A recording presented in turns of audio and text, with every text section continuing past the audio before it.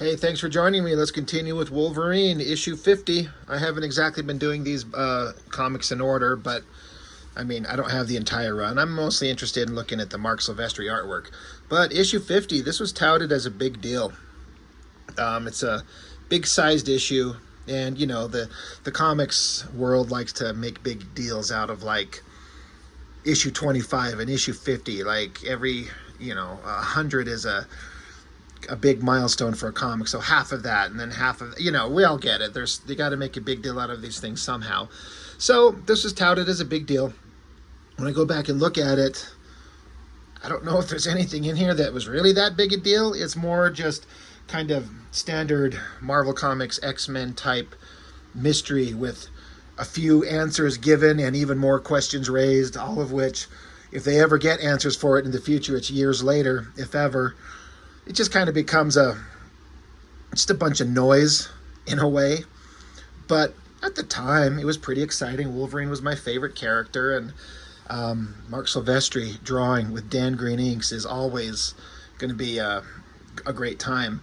But yeah, starting out with the book, this had, I think, I'm trying to remember if this was my first time getting a comic that had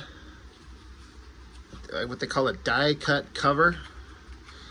I just seem to remember hearing about these back in the day, and some people were kind of excited for the interesting, unique kind of cover experience.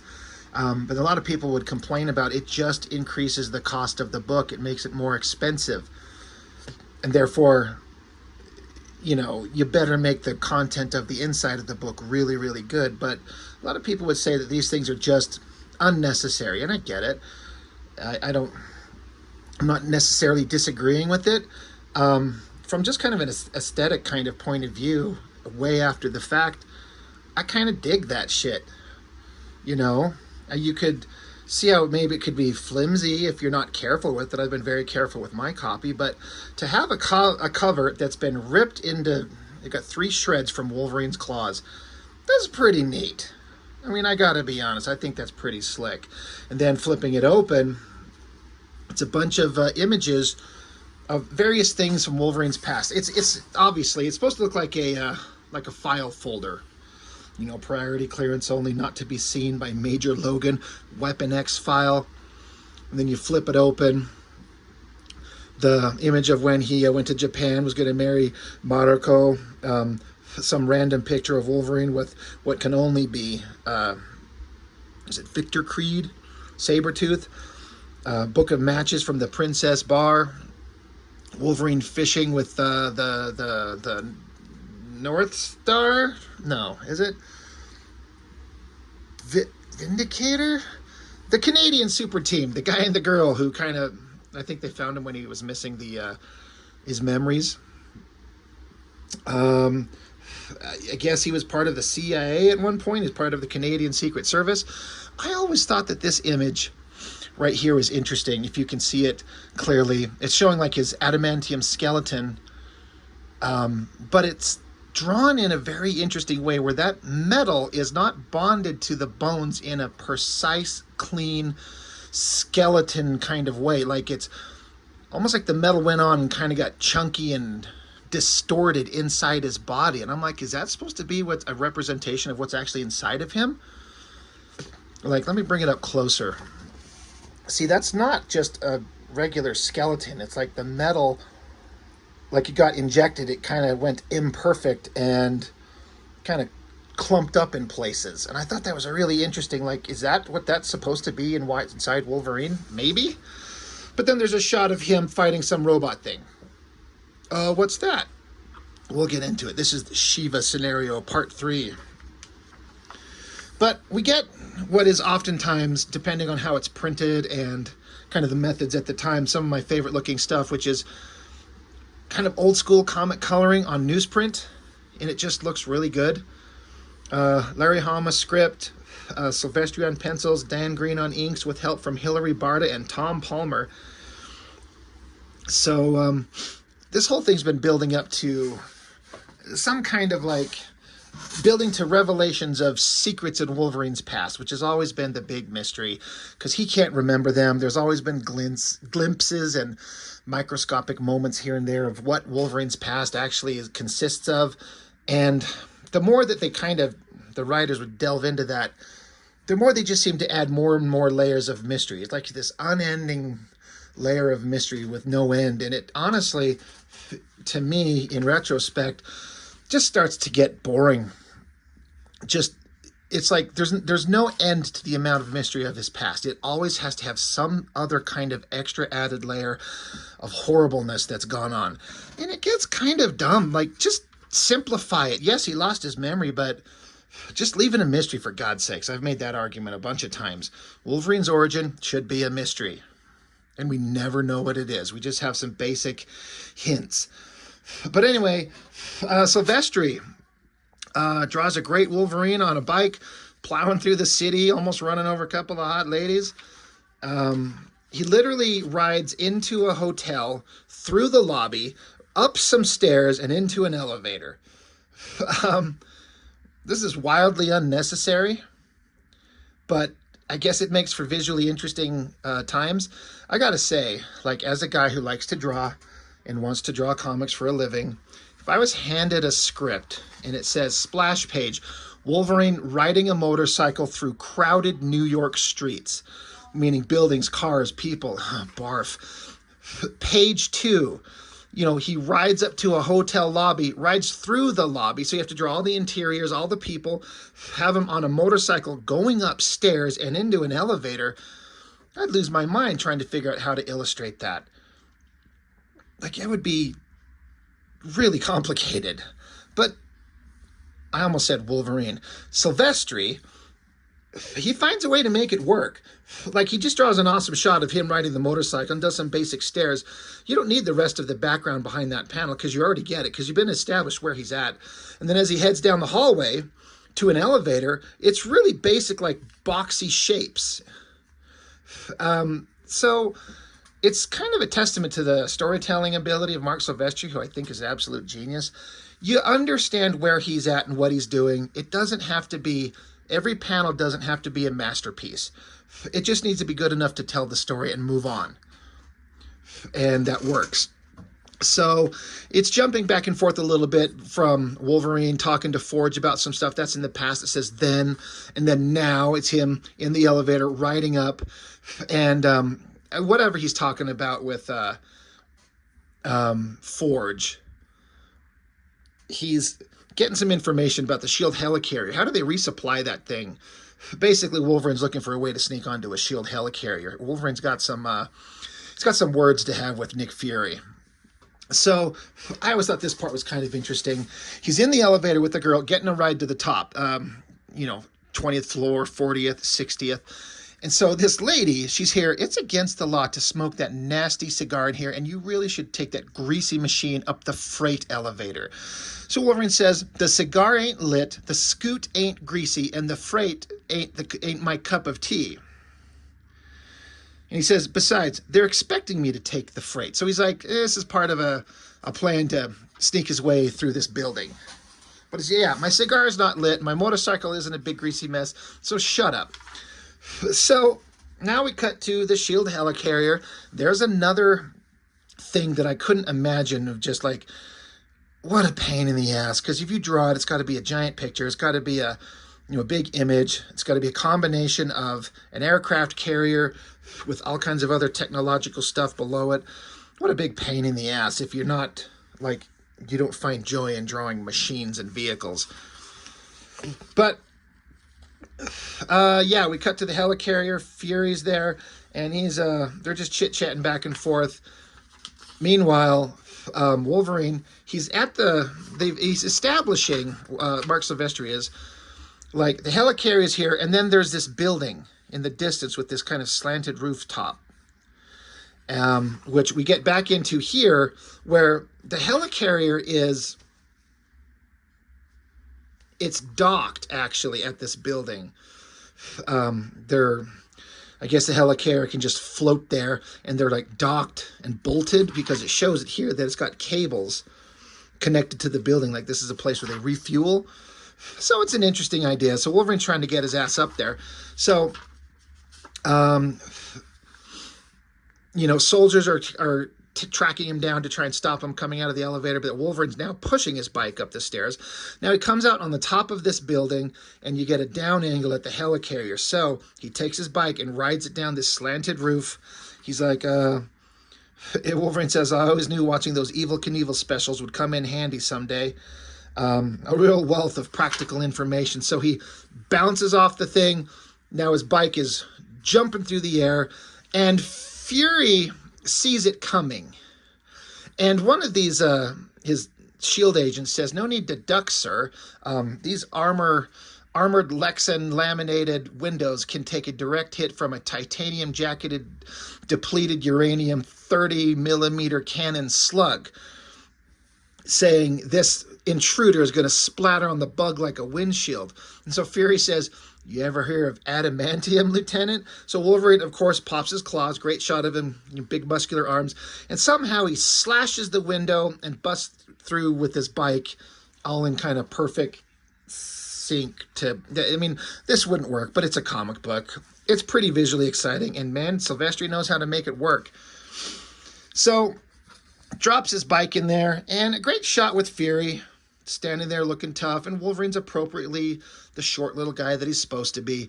And they're having their words back and forth. Wolverine wants some information from Fury. I think it's an interesting visual kind of thing here where Fury's got his cigar and it's lit and Wolverine's is not. So he takes Fury's stogie, lights his own with it, and so now he can light up his own smoke. But anyway, the story's continuing. As I was kind of going through this again, it's just a bunch of stuff that I'm just like... It sure seemed exciting at the time, but now it's just more convoluted nonsense. But we're trying to get into Wolverine's past. Okay, secretive people doing secretive stuff. We got Hydra involved here.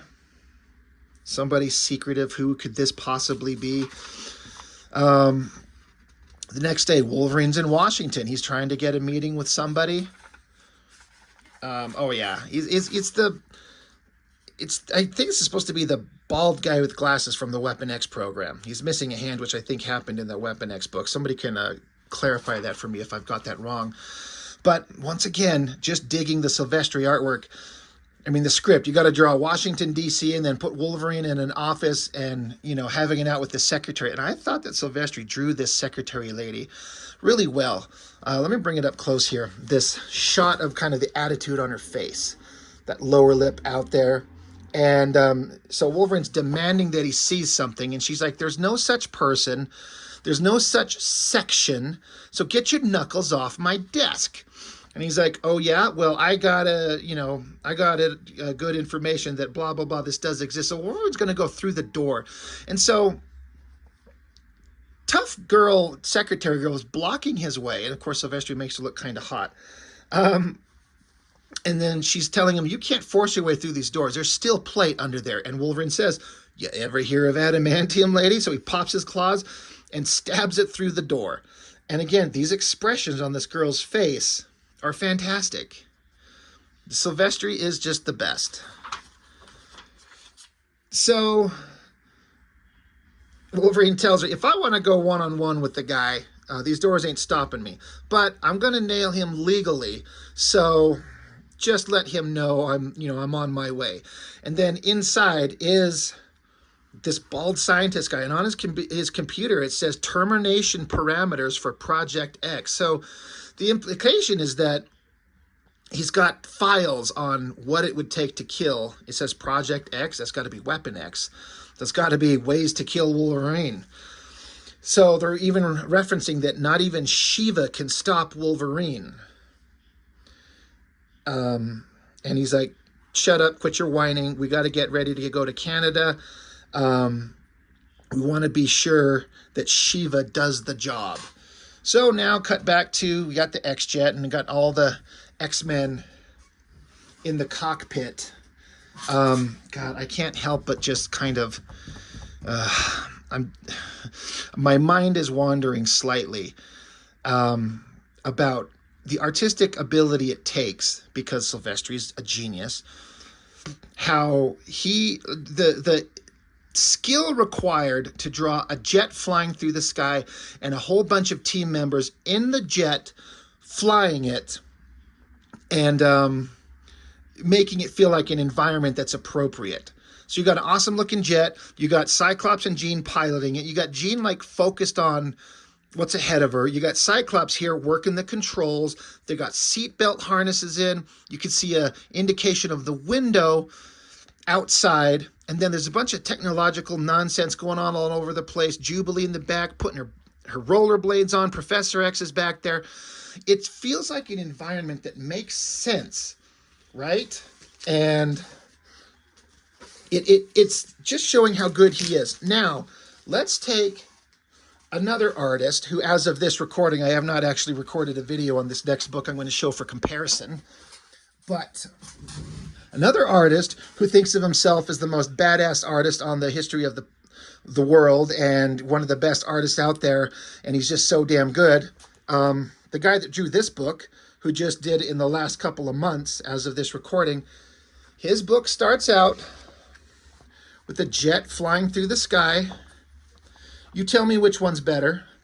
And then let me show you what he drew for the scene with all the characters in the cockpit to feel like it's an environment, it's a jet, there's technology. They're all doing something unique. Like I said, Cyclops working the controls, Jean Grey's pointing ahead, looking ahead, flying. Jubilee's getting ready. Professor X is talking to Wolverine, and Wolverine's anxious to get out there and find out answers. What did Mr. Liefeld do for his shot?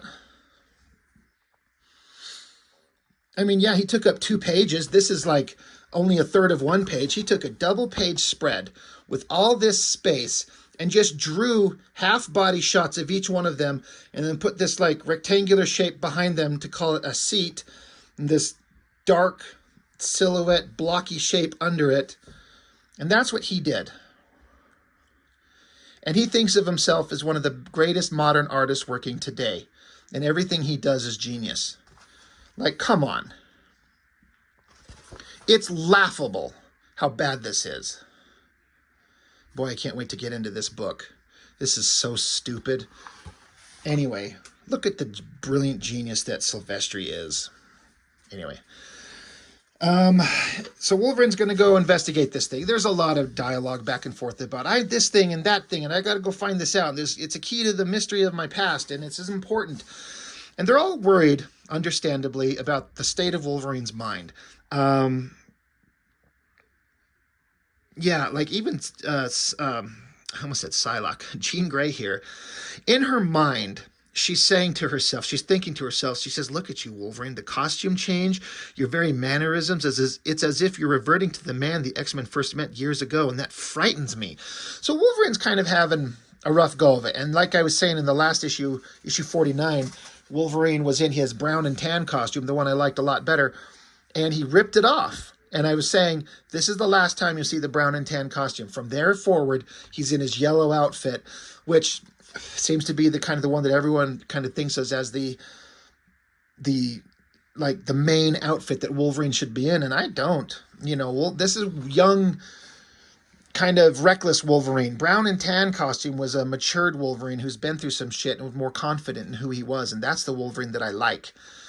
But nope, they got to put him back in his yellow outfit. So anyway, the jet lands, Wolverine gets out, the bald scientist guy and his little secretary chick, they observe that they're landing there.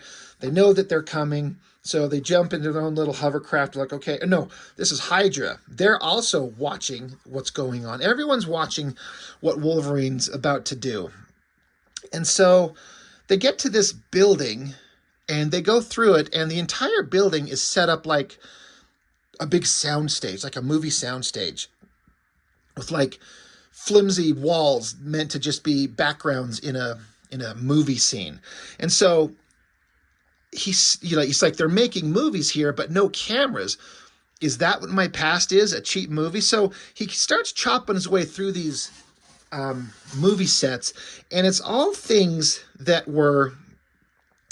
they're all the backgrounds, the backdrops to memories of his life. Like it says, backwoods saloon, senior prom, terrorist hideout. And he's like, my whole life can't be a fake movie. Some of it's got to be true. So that's the mystery of his past that he's trying to figure out here. So he's just searching through all these places, just trying to figure out what's going on. I honestly don't remember what the whole point of these movie studio backlots were and how they factored into the actual story. Like he gets into this saloon. He says, the saloon, I went eyebrows to knuckles with Sabretooth for the first time here. And it says, see issue 10, which is a great issue. There's even that pink frosted cake. It's a great story where Sabretooth had murdered Silver Fox and Wolverine showed up here and they went into a big, huge fight. But as he keeps going through, so Wolverine remembers this saloon. He gets into another area. He says, a sawmill. Somebody with claws had a knockdown, drag out fight here. He says, but I sure don't remember that, so maybe it's somebody else. And he keeps tearing through these backdrops. He says, a senior prom I know I never went to. That really tears it. Just how many of us were getting our memories scrambled in this joint? So he's thinking, it's not just him that got fucked with. It's everyone else around him and a lot of other people. So I take this out. This is Wolverine. This is probably Sabretooth. And this is, not to generalize, but senior prom. I don't see Wolverine or Sabretooth having a memory of senior prom. But spoilers, Silver Fox is in this. This is her memory. So Wolverine keeps, I like these shots of his, various shots of his hand in the claws as he's just tearing through these places to find something in here to give him a clue. So he's like, someone's living room, never saw that before. Computer lab, doesn't ring any bells. He says, I can remember every jungle I've ever been in. This isn't one of them. And he says, that's it. I checked them all out. And the one I was dreading finding wasn't there. No cabin, that little place in the woods where I lived with Silver Fox. There's a chance that the one shining golden moment in my life was real. And so that's a memory that Wolverine's had for, I don't know for how long, a couple of years maybe. He was up in the mountains living in this cabin with Silver Fox, and they were just in love and lived a happy life for a short while. And he's seeing that that memory is not some fake backdrop. And so he's happy that maybe that was real. It's a great upshot of the face and the nice smile. Man, Silvestri pulls that off so well. So, you know, Wolverine's kind of like, at least that part of my life, it seems to be happy.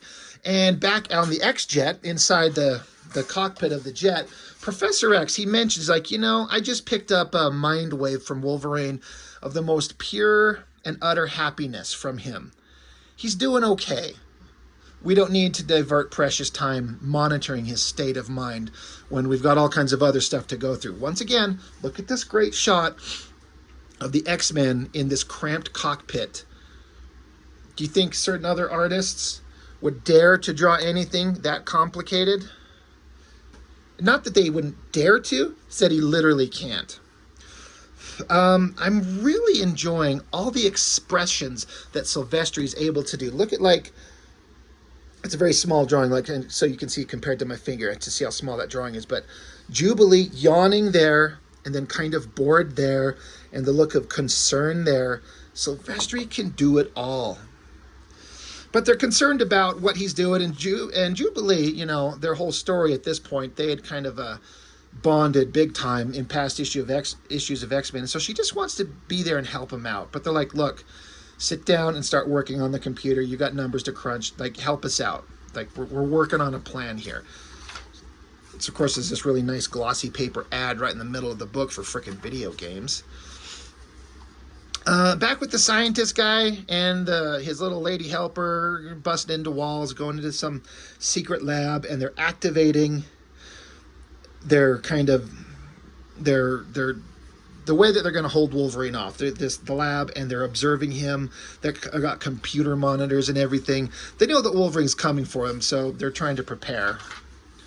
So as Wolverine goes down these sets of stairs, it drops out from under him. So we get a great big awesome shot of Wolverine falling, pops his claws and stops himself, and sees it at the bottom are a bunch of spikes and some dead bodies, one with a spike right through the skull of the human head there. He's like, yeah, that would have sucked. But, you know, he's not falling for that. So then he comes up to this big locked door. And on it, it says Shiva, no access without clearance. And he says solid, no way I can cut through that.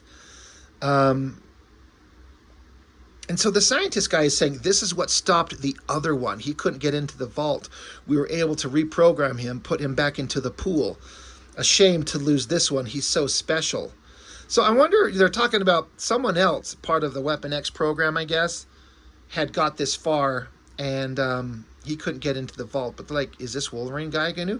But Wolverine's got this key. It was like something they set up to give him this key that has access to the vault. There's actually a little keyhole.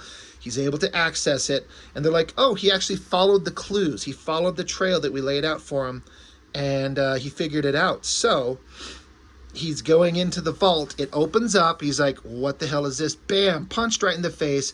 You get some giant mechanical robot. He says, I am Shiva. I am the destroyer. That's a pretty awesome drawing. I don't think the Shiva thing ever went anywhere. I think they kind of, it's another one of these, like, we're going to introduce a new villainous threat to the Wolverine lore. And I don't think it ever stuck. I don't know if it ever went much farther. I'm actually kind of curious. They might have brought it back once or twice, but in the long run, I don't think it really went anywhere. Yeah, but Wolverine, he ain't taking shit from anybody, so he jumps up, pops his claws, starts cutting this thing apart. Just shred, shred, shred. And so Wolverine takes it apart really easy. And the scientist, little helper here, she's like, oh my God, that didn't do much. And so the scientist guy's like, it's just a temporary setback. Now we shall see what Shiva is all about. And so he pushes a little button that says reset. So as Wolverine's walking away, he's like, well, that was just a fancy android thing, but it wasn't really that tough, so no big deal. But then instantly, with the shredded Shiva robot on the ground behind him, manifesting in energy, another one's there, says, I am Shiva. I am the destroyer. And so the scientist guy is talking to the girl. He says, Shiva is the program. The killer robot is just its tool. And Shiva learns from his mistakes. You can't fool him the same way twice. So, nerd me, this is going to be embarrassing, but I think back to that episode in Star Trek The Next Generation, Season 1. There was this episode where the crew beamed down to this planet where everybody was dead. And you find out this place was like an arms dealer. And as they do their investigating, they find out that there was this technology, this weapon that this planet created, because again, they're in the weapons business, so they kept trying to make bigger and better weapons to sell. And what they eventually created, there's some kind of weird machine. It looked kind of silly, especially for a 1987 science fiction TV show. Kind of like a weird egg shape with the little arm coming down and another little smaller egg shape. Anyway, the point being is that this weapon was a thing meant to be deployed to take out targets on this planetary surface or in orbit. And if it gets defeated, it learns from its mistakes, adjusts its programming appropriately, and then launches another weapon, which is now upgraded its understanding, its abilities to then take on the target a second, third, fourth time until it wins. And that's what this feels like it is. This is exactly what they described. So I wonder if they got this inspiration for it. Let me see when this comic was made. Yeah, this is 92. That story in Star Trek I'm talking about is from 87. So I don't know. Maybe I'm exaggerating. Maybe I'm thinking too far into it. But the idea that a computer program, the more times you keep destroying it, it just learns and then will keep coming back at you. So the robot is back online. So Wolverine keeps searching around and he's like, oh, pull yourself back together. And Wolverine's not particularly concerned because he's like, I defeated the last one so easily. I'm not worried about another one. But yeah, Wolverine says, pull yourself back together. And the robot says, I have my sound dampeners on. You have been upgraded to with infrared detectors, Logan. And Wolverine says, no, I can smell the solder on your hot circuit boards. And then Wolverine stops. He's like, you know my name? Boom, robot smacks him in the face. He says, of course I do. You are my primary target. Sends Wolverine smashing through a wall. And he says, "You are first on my list." And then back with Jubilee and Professor X, they're hacking into the computer system. They said, "I found a list. Wolverine, Sabretooth, Fox, Kestrel, Vole, Mastodon, and Wild." It's cut off. I can't really see. But yeah, they're seeing this list, and Professor X is like, "Why is Wolverine's the first name?" And Jubilee says, "Because he's excellent." Professor X says that may be Jubilee, but it also might be prioritization. And if so, for what? Which is what the robot just said. "You're the first on my list." So the Shiva robot is out to kill these people. So that's Wolverine, Sabretooth, Silver Fox, you know. But yeah, Wolverine's the #1 target. So back with the robot just beating the shit out of Wolverine. And it's harder because Wolverine didn't take this kind of hit at all the first time. So Wolverine's got to really, you know, he's got to lock on and take this thing out, keep smacking him around. While the scientist and the girl are watching, in the background, it's dark, and then a little cloaked figure appears there behind them. This cloaked figure smacks the scientist girl out, puts a gun to the scientist guy's head, and then it's revealed it's Silver Fox. She's alive. Now, I honestly can't remember, it's been forever, if Silver Fox had been introduced as being alive again. She's always been the girl that Wolverine was in love with, and she got killed by Sabretooth years ago. And so she's alive, but this is comics. No one's ever dead. And that's actually kind of lame. Some of these characters need to just stay dead. Just let them be gone. But she's alive, and she's part of Hydra. Of course she is, because everyone's got to be Hail Hydra. So Wolverine keeps fighting the Shiva robot. He's kind of seeing his way through its defenses. He's getting some traction on it.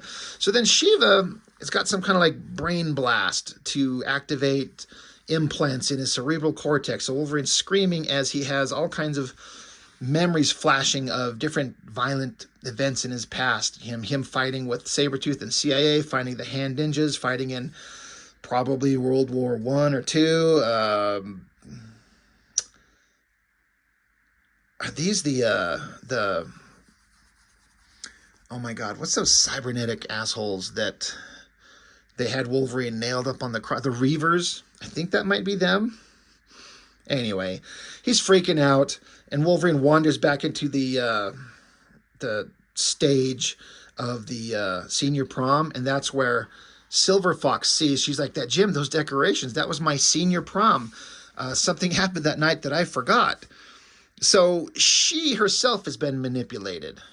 And then more memories of things from Wolverine's past. You got, oh my god, what's her name? You got Sabretooth there. That's Shadowcat when she was taken over by Ogun, I think it is.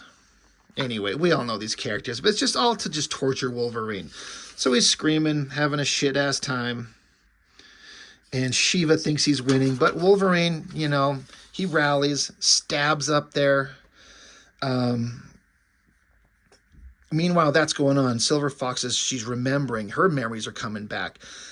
She's at this high school prom, and she says that her date is out in the parking lot in a bunch of trouble. And you get out there, and there's a bunch of like 50s era greasers beating the shit out of Wolverine, out of Logan. And so she comes up to help him, and he's mad at her. He's like, "Get your hands off me. Go home. I don't want to see you anymore."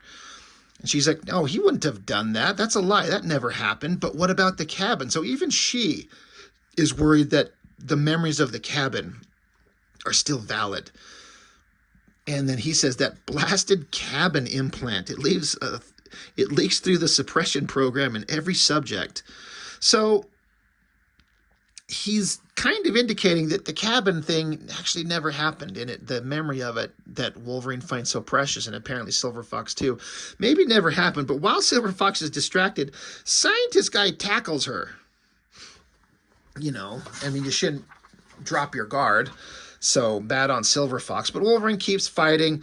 He gets pissed off, and he rips apart the Shiva android one more time. It's sparking and blowing itself apart. The X-Men show up. They decide to come and help him. And Wolverine just keeps shredding the robot into little pieces, and they're like ducking out of the way of all the junk getting scattered. And like, "God damn it, Wolverine, watch where you're throwing all this shit." And Wolverine's pissed off. He's like, "Just leave me alone. Just leave me alone." But then they hear a scream, and they're like, "A woman from downstairs." So, oh shit, Wolverine goes running. And yeah, they're like, it's kind of not clear. And again, this is X-Men comics where it's, they got to have mystery that they don't really tell you actually what happened. But scientist guy is maybe dead, and he hit the reset and default switches on the Shiva override. Basically saying that when this guy in his dying breath, because I don't know what happened in between him tackling Silver Fox. That's supposed to be the mystery of it. What happened? He hit reset, and it basically went down to the next name on the list, meaning Sabretooth. Like the Shiva program just moved down the list to the next name, and Wolverine's like, well, that couldn't happen to a nicer guy. It's his problem now. But where's Silver Fox? Why is this guy cut to pieces? Who did this? I don't know. As happens with these X-Men books, there's just a bunch of mystery everywhere. So the X-Men are kind of like, well, this whole thing sucks, and Wolverine's changed forever, and we don't know if he's, if he's ever going to be the man that we knew, if he's changed forever. Heaven help us all. It's like, oh my God, ominous. So again, it doesn't really tell you anything. It doesn't offer up anything substantial. It just more mystery upon mystery. And I guess it's kind of fine because it just keeps you reading. And if you got good artwork and the story's compelling, but sometimes it just gets old. Like, stop adding more mystery to his past. Pinups in the back. This is a Jim Lee inked by himself, and you get a Sienkiewicz. That's a pretty awesome looking shot. I bet the black and white looks better. I mean, the coloring is kind of fine. It's not my favorite, though. But anyway, yeah, so great art. Silvestri's just he's never bad. He's always good. Even on an off day, even on an off comic, he's still brilliant.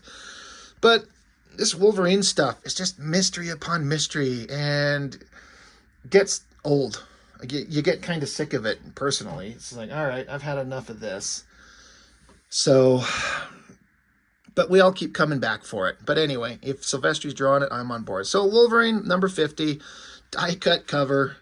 Pretty awesome stuff. Good time. So that's all I got. Thanks for watching. I'll see you next time.